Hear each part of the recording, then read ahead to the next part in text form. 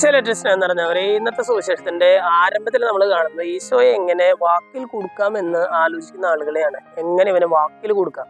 ഏറ്റവും അവസാനത്തെ വചനത്തിൽ നമ്മൾ വായിക്കുന്നു, അവരെല്ലാവരും വിസ്മയഭരിതരായ അവനെ വിട്ടുപോയി എന്നുള്ളതാണ്. വാക്കിൽ കൊടുക്കാൻ വന്ന ആളുകളെ പോലും വിസ്മയിപ്പിക്കുന്ന ഈശോയുടെ പ്രകടനമാണ് ഇന്നത്തെ സുവിശേഷത്തിൽ നമ്മൾ കണ്ടത്. ഇതിനിടയിൽ എന്താണ് സംഭവിച്ചതെന്ന് ചോദിച്ചാൽ, സീസറിന് നികുതി കൊടുക്കുന്നത് ന്യായമാണോ എന്നുള്ളൊരു ചോദ്യമാണ്. അത് ശരിക്കും വാക്കിൽ കൊടുക്കാൻ വേണ്ടി തന്നെ ചോദിച്ചതാണ്. കാരണം സീസറിന് നികുതി കൊടുക്കണം എന്ന് പറഞ്ഞാൽ ചുറ്റുള്ള യഹൂദരെല്ലാവരും നിരാശരാകും. കാരണം അതാണ്, ഇയാളും അടിമത്തത്തെ സപ്പോർട്ട് ചെയ്യുന്നു എന്നുള്ളതാകും. ഇനി ഈശോ പറയുകയാണ്, കൊടുക്കണ്ട, സീസറിന് നികുതി കൊടുക്കണ്ട എന്ന് പറഞ്ഞാൽ എന്താകും? അപ്പോൾ ആ ഭരണകൂടത്തിനെതിരാകും ഈശോയെ.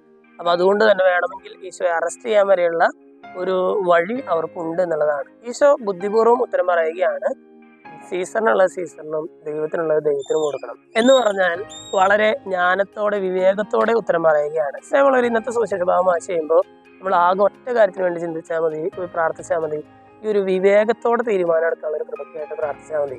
ഈശോ ജനങ്ങളുടെ മുമ്പിൽ വിവേകത്തോടെ തീരുമാനം എടുത്തതുപോലെ തന്നെ നമ്മുടെ ജീവിതത്തിലും വിവേകത്തോടെ ചില തീരുമാനങ്ങൾ എടുക്കാനുള്ള ഒരു കൃപയ്ക്കായിട്ട് നമുക്ക് പ്രാർത്ഥിക്കാം. ദൈവം നമ്മളെല്ലാവരെയും സമൃദ്ധമായിട്ട് അനുഗ്രഹിക്കും.